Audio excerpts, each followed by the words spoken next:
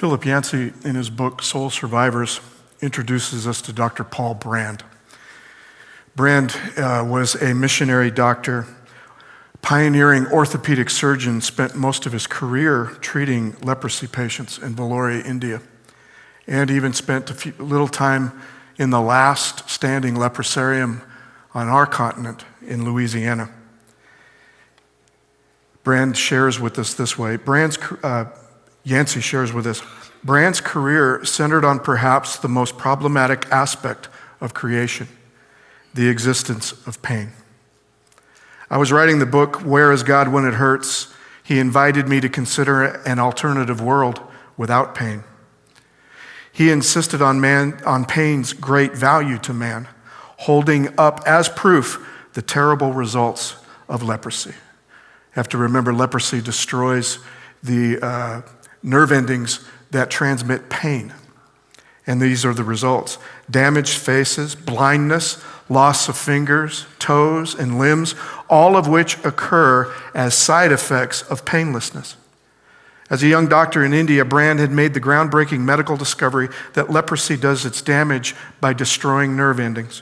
People who lose pain sensation then damage themselves by such simple actions as gripping a splintered rake or wearing shoes that are too tight. Pressure sores form, infection sets in, and no pain signals alert to get them to tend the wounded area. I saw such damage firsthand in the clinics. I thank God for pain, Brand declared with the utmost sincerity. I cannot think of a greater gift I could give my patients. He went on to describe the intricacies of the pain system that protects the human body.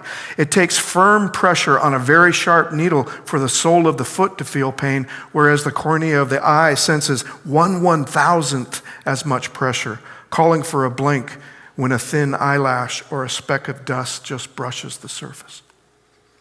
Intestines do not sense pain from being cut or burned, dangers these internal organs don't normally confront, yet they send out the urgent pain signal of colic when they're distended. We doctors experience a rude awakening after medical school, Brand continued. After studying the marvels of the human body, suddenly I was thrust into a position much like the complaint desk of a department store. Not one time has a patient ever visited me to thank me for a perfectly functioning kidney or lung. They came to complain that something wasn't working properly. Only later did I realize the very things they complained about were their greatest allies. Most people view pain as an enemy, yet as my leprosy patients prove, it forces us to pay attention to threats against our bodies. Without it, heart attacks, strokes, ruptured appendices, stomach ulcers would all occur without any warning. Who would ever visit a doctor apart from the warning of pain? I noticed that the symptoms of illness my patients complained about were actually a display of bodily healing at work. Virtually every response of our bodies that we view with irritation or disgust, blister, callus, swelling, fever, sneeze, cough, vomiting, and especially pain, demonstrates a reflex towards health. In all these things, normally considered enemies, we all should be able to find a reason to be grateful. Were you asked when you became a believer in Jesus Christ to look at pain in a new way? To begin to look at pain and suffering as our allies rather than our enemies? I never was. A new way to look at pain. A new way to look at wealth, prosperity, pain, suffering, grief, wisdom, all that happens to us where? Under the sun. Everything that happens to us under the sun. What moves us, what gets us to make decisions about life, what gets us to make decisions even about faith, about whether or not we believe in God, about whether or not we're going to live that faith out, how we're going to treat each other. All is painted by what we are experiencing at any given time in our lives under the sun. These are just some of the things that our Qohelet has had us explore in here. If you're just joining us for the first time, we are studying our way through the book of Ecclesiastes, not a book that usually you get in to explore on Sabbath. We've kidded ourselves in saying that we only read this at funerals. But I thought, if we read it at funerals and it can comfort us in funerals, then why not have it every day? Because at every day, given there's a funeral going on anywhere under the sun. Our Qohelet, and that's the Hebrew word that we get Ecclesiastes from. The Qohelet is a wisdom teacher. He is a gatherer of words of wisdom and then teaches them. But our Qohelet has been exploring all of these things.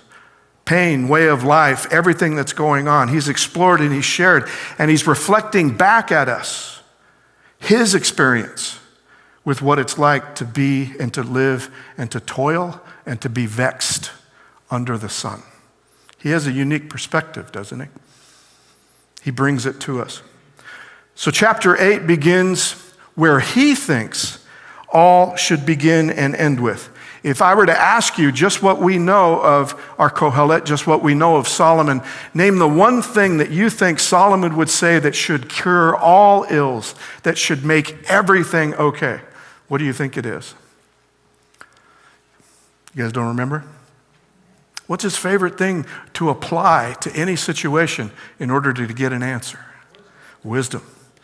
Wisdom's used 149 times in the Hebrew Scriptures. Solomon uses them more than anybody else put together. Proverbs, Ecclesiastes, all filled with this wonder that he calls wisdom. As far as he's concerned, everything should begin and end with wisdom. And chapter 7 actually ended with what wisdom can contribute to our lives and what it can contribute to living under the sun. This picks it up. He says, who is like the wise man? Who is like anybody who has wisdom? He says, there's nobody like him. Absolutely nobody like him. You know, those words are reserved for people like Jesus in the Bible. Who is like God? It's a rhetorical question. Who is like God? Only God himself is like God. So it's here. Who is like the wise man? Wisdom in some circles, in some ways that Solomon uses it, he's actually telling you that God is wisdom personified, that that's his force, that that's who he is. Who knows the interpretation of a thing? Wisdom makes one's face shine, and the hardness of one's countenance is changed. Wisdom, but he says, is what should guide the journey and provide all of our answers. It'll even provide joy when our faces are hardened. If something is going on in life that it's hardened our countenance, wisdom, he says, should bring us what? It could actually change you from hard to joyful. He believes it answers all. So this seems to be a continuation from chapter 7 of what I've been referring to as proverbial wisdom. Because Ecclesiastes, sometimes it's hard to tell the difference between what you're reading. Sometimes, I told you before that it's hard to preach from proverbial wisdom because proverbial wisdom is just that. I can't comment on it. Solomon's already done it for us. That's why Proverbs is so hard to do. So I tend to skip over in Ecclesiastes when these proverbial sayings come up, but I'm not so sure that that's what's going on in chapter 8. Because of the abrupt change he makes right here after this verse. He extols wisdom in the first verse. It should be what guides us all, and then immediately he jumps to this. Keep the king's command because of your what? Because of your sacred oath. Do not be terrified. Go from his presence. Do not delay when the matter is unpleasant, for he does whatever he pleases. That's an awfully big leap from wisdom being able to bring you joy living under the sun to all of a sudden keep the king's commands. It's abrupt.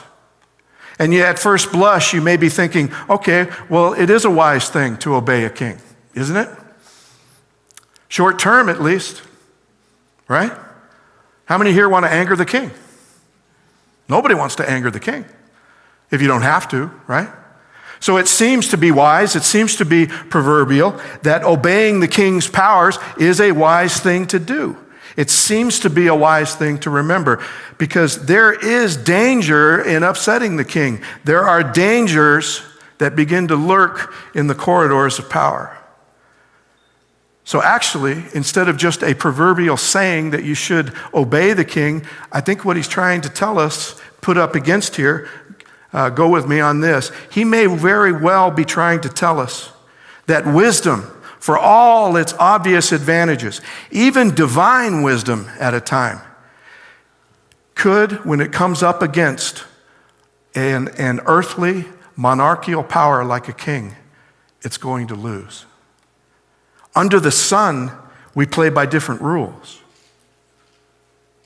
See, the king plays by different rules under the sun. The only way that a king stays in power is to play the rules of under the sun better than anybody. And what he might be saying is, yes, I believe that God's wisdom is for us all. God's love, God's grace, God's wisdom, God's presence, everything. But when it comes here to living under the sun and it comes up against a particular king, you're going to lose. Because the king's power is all that matters here. For the word of the king is what? Powerful. And who could say to him, what are you doing? Whoever obeys a command will meet no harm, and the wise mind will know the time and way. See, it seems, yes, it's wise to obey the king's command, but why? Why is it wise to consider the king's command or to obey the king's command? Because it would keep us from what here? It would keep you from harm. What is he implying a king uses in order to get people to do what he wants? To harm them. So again, short term, it might be the wise thing to do.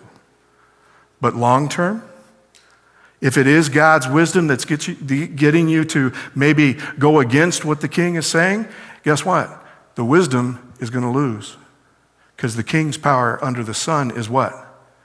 It's absolute. It's absolute. It seems safe because you'll meet no harm, and it is the safe thing to do short term. What might we not consider is that self-preservation and playing it safe may not be the wisdom that God is looking for at any given time, especially from believers. Actually, I would say only for believers. That's what this book is written for. This book is written as fellow believers in God and also people who have to live under king's authorities while we toil under the sun. He says, every matter has its time and way, although the trouble of mortals lie heavy upon them. Indeed, they do not know what is to be, for who can tell them how it will be? We don't know. We can't know. Obeying the king seems safe right now. That's what we should be doing. But we don't know how it's going to turn out, do we? That's what he's saying. Wisdom could be taking us in another direction, but we won't know because the king's power under the sun always wins out. Wisdom can be distorted. It can be manipulated. When power threatens mortals to make the right decision, mortals look at it through the eyes of what they know and what they have. In other words, living under the sun is a vexation. There are some of us who struggle every day. We live in fear. Listening to Sabbath school this morning, we live in fear of poverty. We live in fear of being persecuted. We live in all kinds of fear, don't we? Well, unfortunately, kings have learned how to take advantage of that. Look at the list of the kings in the Bible, all that you read. They were all very good at taking advantage of the people's fears, weren't they? And to me, that's what's so wise about this. I think that's why he's exactly what he's talking about today. Indeed, they do not know what it's to be. It seems right. It seems safe. I may be able to come out on top. At least I do not have to fear the king and his authority. But I don't know what that decision is going to be. I don't know if it's the right one. I don't know if it's going to be right.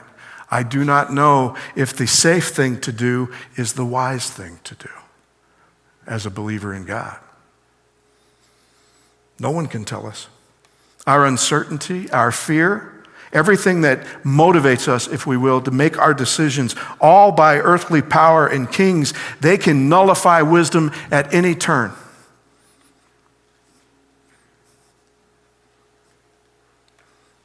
And that's what's interesting about our Qohelet, is that he gives us a perspective that no one else could give, because our Qohelet was once at what? A king. In fact, he wasn't just a king. Solomon was king with a capital K, was he not? Does he know what he's talking about? I think he knows exactly what he's talking about. You have a king actually trying to tell us what went on in those corridors of power. I'm telling you what I did, what kings can do with the absolute authority that they have. And when God's wisdom came to me and it was time to make a decision between God's wisdom and my authority, well, you know the results. All you have to do is read 1 Kings and 1 Chronicles.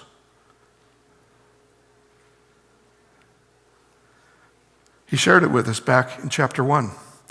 When I, the teacher, when king over Israel in Jerusalem, applied my mind to seek and to search out by wisdom all that is done under heaven, it is unhappy business that God has given to human beings to be busy with.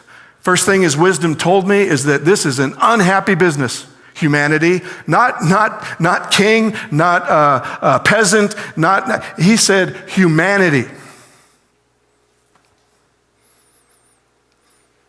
Our Qohelet was actually a king. Not just any king, like I said. King with a capital K. Why was it a capital K? Because he was God's ruler. These were God's people. He was ruler over Israel. Only the third one in their history.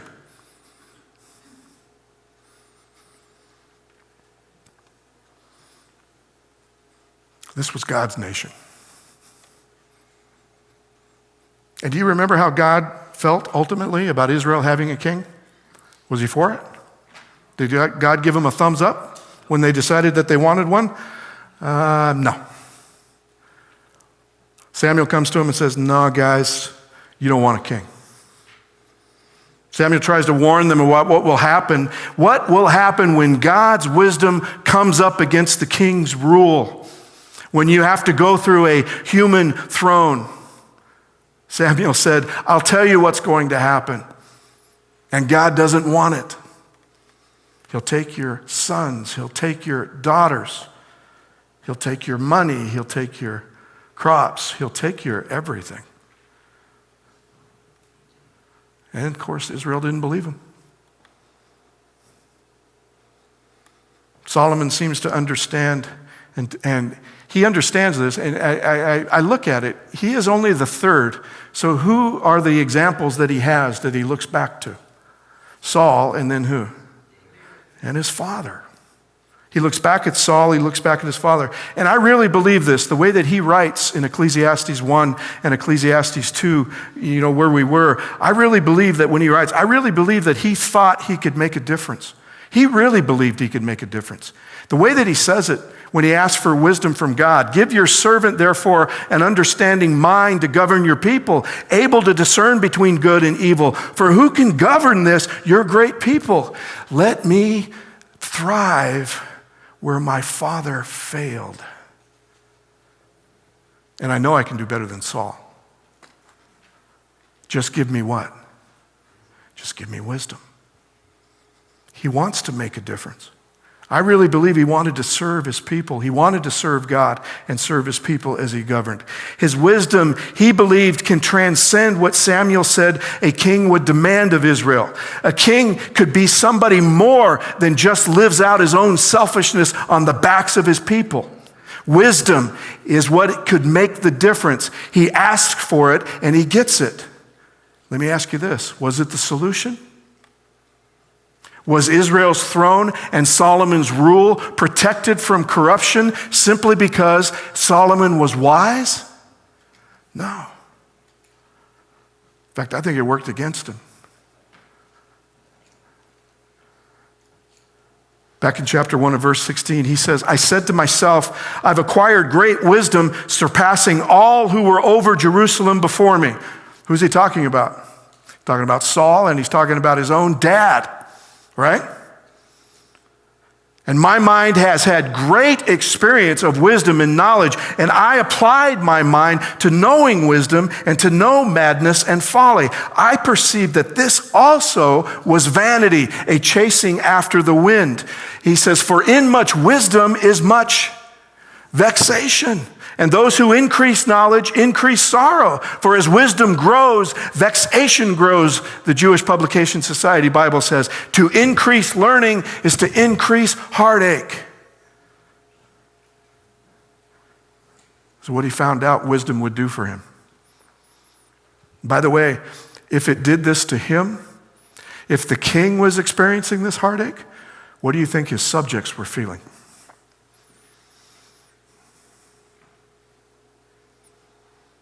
Did it work? No. It vexed him. It caused him pain. And he had to come to a hard conclusion. I considered all that my hands had done and the toil I had spent in doing it, and again, all was vanity and a chasing after the wind, and there was nothing to be gained under the sun. So I turned to wisdom and madness and folly. For what can the one do who comes after the king? Only what? Only what has already been done. He's trying to tell us in chapter 8 what he found out back in chapter 1, looking back on his reign in all his life, at chapter 2. When God's wisdom and God's grace and God's love and faith in him and everything comes up against a king's authority, it's going to lose because the king knows only one way. And to be king under the sun means that it will always lose. I only could do what had been done before. I wanted to be better than my dad, and I ended up being worse. I wanted to be better than Saul, and I ended up being worse. Wisdom made no difference. All wisdom did was to show him how sad it was to be living under the sun. Only what had already been done. It all looked so good back then, though, didn't it? Every time that I get around to 1st and 2nd Kings and 1st and 2nd Chronicles and 1st and 2nd Samuel in devotion, I get there and I get to Solomon's part, and it does. It all looks good. We even praise it. I've heard us praise it in Sabbath school to say what a time that must have been to live there when everybody seemed to be on God's side and everything, they were all doing what God wanted. It looks safe. Solomon builds the temple and tells the people all we have to do is just keep his commandments. He tells them no matter what happens, all sin, even sin that gets us hauled into captivity, he says all you got to do is pray in the direction of this building. And he will forgive and restore. And we look at it at the end, when he dedicates the temple, it says that the cloud filled the temple and it drove all the priests out. And we say, yes, wow, this is what a time to be. The king standing in the courtyard using his national worship of God. God even approves. Well, the king said that he approved. And nobody notices the danger of this. Nobody sees it. Worshiping God as a nation, as a whole, having a king tell the people that they have to be worshipers of God. Church, we've been living as church for 2,000 years. What is the one thing that prophecy has told us to keep away from? Don't let a nation try to make you worship God. By the way, just an aside, I don't want to spend too much time on it, but you know who performed all the sacrifices for the dedication of the temple that day? Solomon, the king. He performed all of them. What was it that got the kingdom, the throne ripped away from Saul? Was when he tried to offer the sacrifices before Samuel had shown up. Solomon's from the tribe of Judah. Is he allowed? No. Nobody noticed that. But they look at Solomon and they look at his power and his wisdom and his wealth, and the people go, who cares? Look, he has to be of God. Look what's happening here. Nobody cared.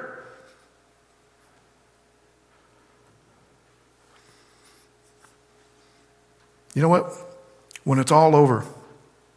See, God comes to Solomon himself, and that looks good. It really looks good. He comes to him himself, and he's going along the lines of all of Israel's rulers that come before him. God came to his father himself. He comes to Moses himself. God always, he comes to him one-on-one. But what's interesting, you read through First Kings and First Chronicles, the entire reign of Solomon. It's about 8 chapters. The entire reign of Solomon, God doesn't come to him again until after he runs the kingdom off the rails. When now he's building shrines to horrible, horrific fertility gods, and he's got all these wives and foreign women, and he's doing all of these things. God doesn't come to him until then. That's when he comes to him. And when he comes to him, God kind of tells him, you know what, it's too late. I'll tell you what though, I'm not going to rip the throne from you while you're still sitting on it. I made a promise to your father. I'm going to take it away from your sons. And that's all he tells him. His meteoric rise and his meteoric fall, God comes to him at the beginning and only comes to him at the end. The in-between, 3/4 of all of those accounts of Solomon's reigns does nothing but tally up his riches and extol his wisdom. That's all it is. Even there's only a couple of narratives, in other words, stories that happened in real time. One of the narratives is about a foreign queen coming to witness this magnificence. She can't believe what she's hearing. She needs to see it herself. So even the narrative is all about Solomon. It's all about his wisdom. It's all about his reign. And when she gets there, she is impressed with his wisdom, but what really opens her eyes is the wealth, the power.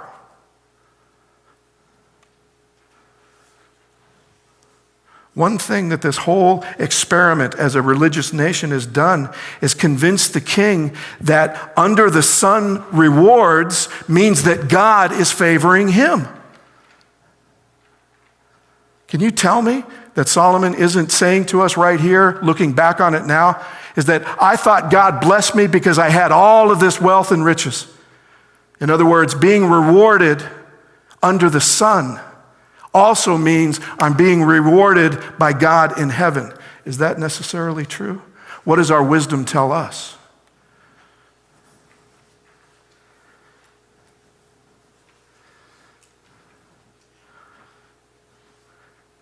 Has the Qohelet believed that God has blessed the way that the world blesses?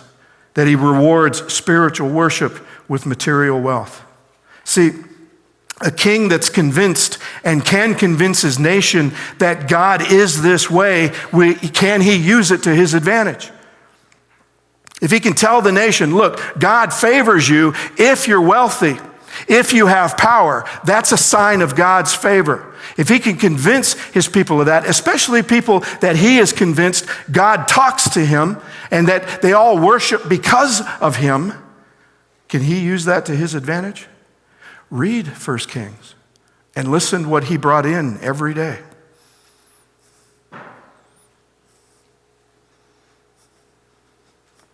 And I think that's exactly what Solomon is pointing out if we want to jump back to Ecclesiastes 8. No one has power over the wind to restrain the wind or power of the day of death. There's no discharge from the battle, nor does wickedness deliver those who practice it. All this I observed, applying my mind to all that is done under the sun, while one person exercises authority over another to the other's hurt. Was I using godly power to exercise authority to their hurt? He says, yeah. Because that's who I talked him into. That's what he believed. He believed that God rewarded him with all these riches. So that the only way that he could see that he was rewarded was with his power and with his wealth. And not only did he convince Israel that he was wise in doing it, he convinced them that this was God who felt this way about him.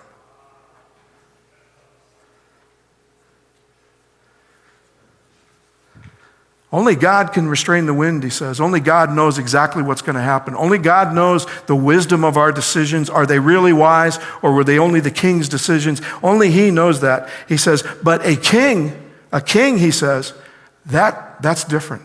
A king then can apply my mind to another one's hurt. And I think that's exactly what he's done.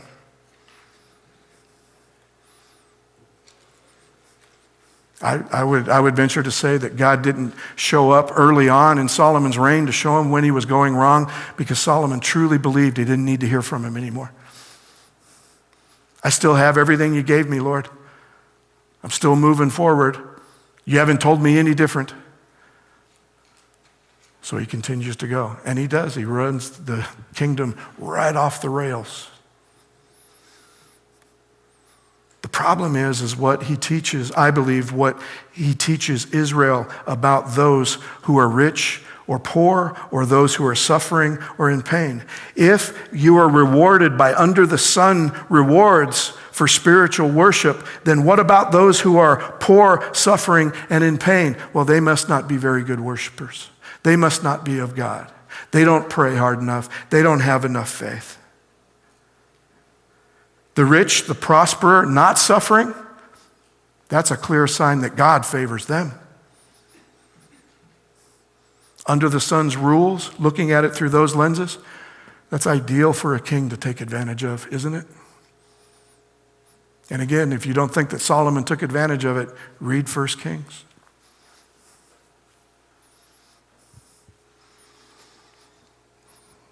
But the king laments this as Qohelet. Qohelet, he sees it differently now. I saw the wicked buried. They used to go in and out of the holy place. They were praised in the city where they had done such things. This also is vanity. He said, I see the wicked praised at their funerals. You're there in a holy place having a funeral, and the wicked are being praised for being righteous.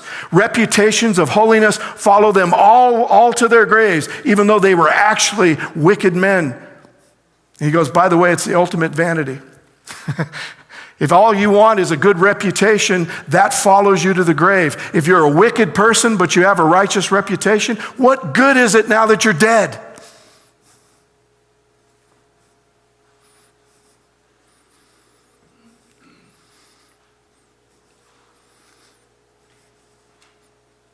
Because sentence against an evil deed is not executed speedily. The human heart is fully set to evil. Though sinners do evil 100 times and prolong their lives, yet I know that it will be well for those who fear God, because they stand in fear of him. But it will not be well for the wicked. Neither will they prolong their lives like a shadow, because they don't stand in fear before God. Did you just see? He just flipped his position. He went from righteous it's not necessarily true that righteous suffer and wicked don't, but now he's saying that it does. He goes, all I know in the midst of all this, I think he flipped him on purpose. He goes, all I know is that feeling that way, trying to figure out what's going on with somebody based on their status in life, based on what's happening, trying to judge their righteousness because of what they have or don't have. He says, you know what, that's crazy. All I know is that those who fear God, ultimately something good is going to happen to them. And that's all we know right now.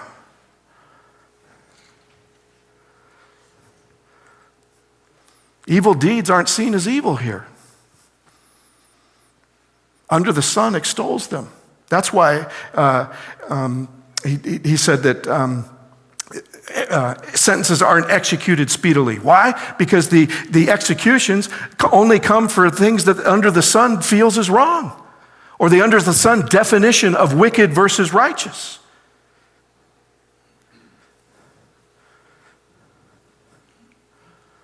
There's a vanity that takes place on earth, he says, that there are righteous people who are treated according to the conduct of the wicked, and there are wicked people who are treated according to the conduct of the righteous. I said that this also is vanity. See, I would have no problem if just one or two people judge that way. I have no problem that people under the sun judge other people that way. I've got no problem when the world looks and plays by the world's rules. I have no problem when the world looks and sees a poor, suffering person and says, well, whatever God they worship must be punishing them. I've got no problem with that. I have a problem when believers do it. I've got a problem when we feel this way. Solomon said, I felt this way. I took advantage of it. And I'm trying to confess to you so that you can get a handle on what's going on with you under the sun. If you're going to judge, judge, but judge according to true standards of righteousness and true standards of wickedness. Not just because somebody is suffering versus somebody who isn't, or just because somebody is rich versus somebody who's poor. So the Qohelet reigns in once again. He's been here before. He reigns in once again on this ingrained theme of living under the sun. Under the sun, it says that the righteous don't suffer, but the wicked do. He's weighing in on the issue again because he's seen it, and it continues, he says, and it continues to affect people's lives. The people who are judging the other people, and certainly the people who are being judged. By the way, the Qohelet doesn't come down on the side that he used to anymore. He doesn't come down on the side of those who teach that if you're suffering, you must have no faith. That if you're afraid, you've got no faith. That if you're sick, you must not have very good faith. He doesn't come down on their side. I think the one that I shared with you for the most famous ones are Job's friends. Job's friends come down on that side. You know, this wouldn't have happened if you weren't such a big sinner. Tell us what the sin was you committed.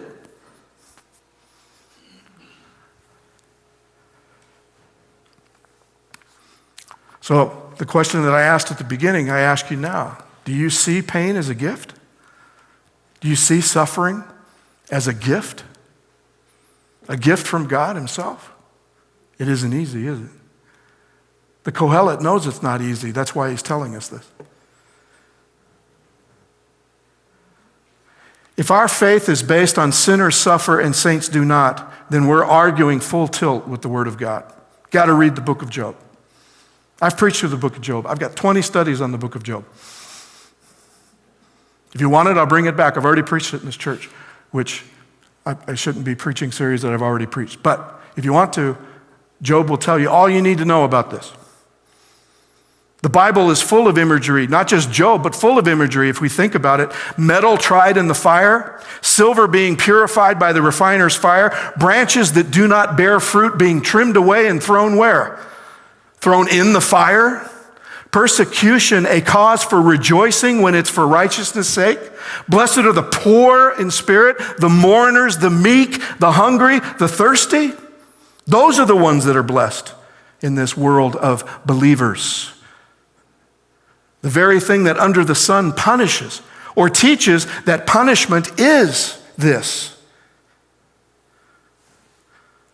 The world believes that suffering is a punishment for sin, prosperity a reward for faith. Why? Why does the world believe that now? We taught them that. It's the church that teaches them that. Solomon taught them that.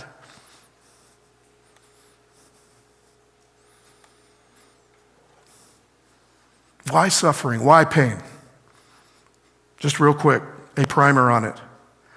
It's to strengthen our faith. Master who sinned that this man was born blind? Neither sinned, his parents nor him. He was born blind for the glory of God. He was born blind so that this man could know that God loves him. The world will reject him. By the way, the church will reject him too. The church only uses him as an object lesson. Nobody cares about him. They only care about the sin that caused him to be born blind. And once they think they figured that out, they walk away. And by the way, after they walk away, he's still hungry. He still needs food today.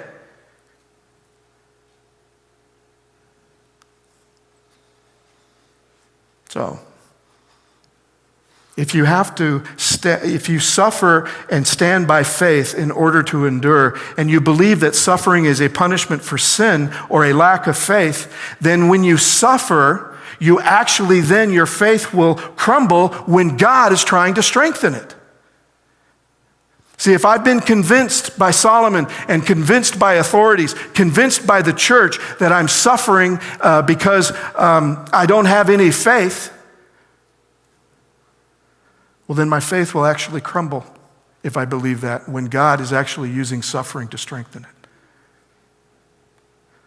Our faith has to depend on something else, something other than being earthly or physically blessed. Job teaches us that. When he gives a primer on what suffering is for, Job himself, what suffering is for, the context of the passage, whether or not you want to debate that, for Job, it's a moot point. You know why? Because Job actually believes God is doing this to him. So Job won't even let you argue with him about righteousness and suffering and wickedness and not suffering. He won't even argue with you about that because he actually believes right now God is his enemy. Won't you look away from me for just a second, he yells at God. Let me alone until I swallow my spit. You won't even leave me alone long enough to create spit in my mouth that I can swallow. If I sin, what do I do to you, you watcher of humanity? Why have you made me your target? Why have I become a burden to you? Yet back in Job 1, he decided that even though he believes God is doing this to him personally, he still worships him as God. I've always pointed out when I begin to preach in Job that Job just might be the best human being humanity has to offer, because he uses no earthly blessing, no earthly incentive to worship God. He worships God simply because he's God. And he doesn't have any children to show for it. He doesn't have a marriage to show for it anymore. He doesn't have any wealth or riches to show for it anymore.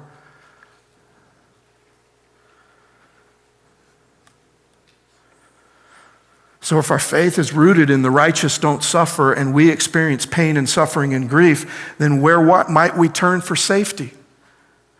See, if our church is not going to gather around us and begin to preach and teach and offer true comfort in suffering without judging them as to why they're suffering, then where will they turn for safety? We make these people victims of the kings because the kings promised to take care of them. You with me? Or did I leap across the bank too quick there? That's what I mean. This is how kings could take advantage of this. And then to be able to stand up and say, I'm only doing what your church does. Your church told me that if you're suffering, you must not have any faith.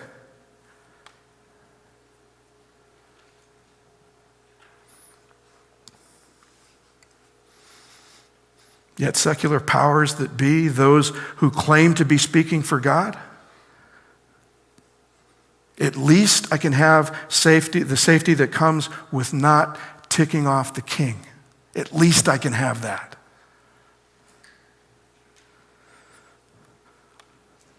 But I think Solomon here is confessing to us as king that he did this very thing.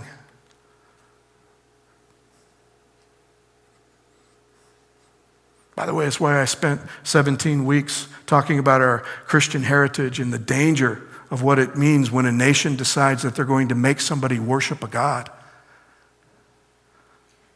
That it's also the dragon's one manifestation, its single manifestation is a national religion, no matter what nation or no matter what religion.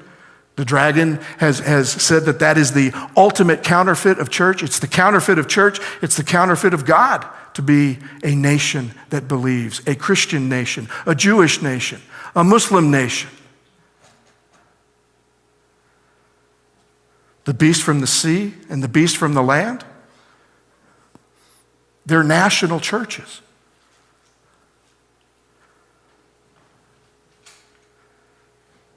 You have a king who now comes to us as a wisdom teacher, ultimately cursing this belief for us so that we don't have to carry it on. He doesn't want the burden that he placed upon the people of Israel to be on us when it comes to what we believe about this. He wants us to be free.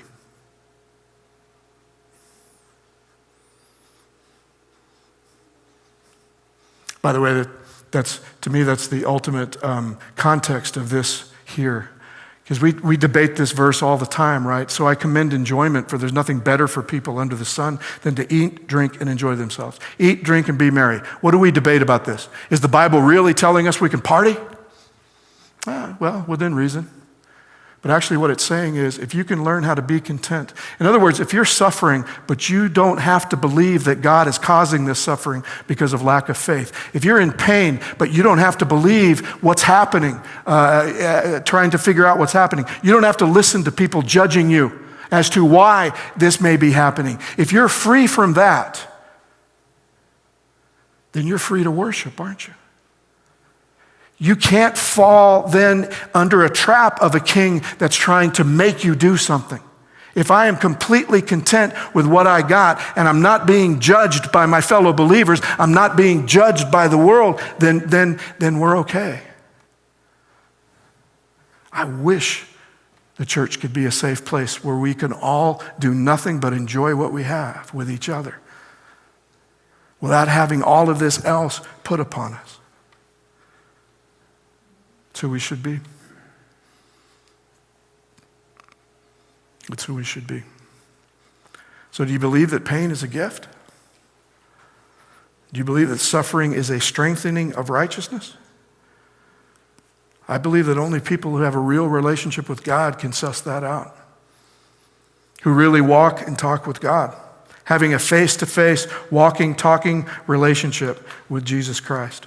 No more intercessors. Moses was an intercessor. The priests were intercessors. The monarchy were intercessors. God's people continues to back away from God and try to limit his presence in their life and still think that life will be okay while doing so. And the church gets just as creative, where the Bible can be an intercessor. Jesus had people arguing with him that he couldn't be the Messiah because the Bible said that he wasn't the Messiah. The guy who wrote the Bible and has it written completely upon his heart is being told by the church that he can't be who he claims to be. Because the Word says.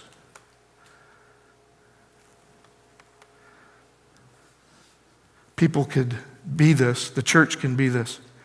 The church then can comfort and strengthen each other without judging one another and quit looking for substitutes outside of his grace, his love, his forgiveness, and his atonement.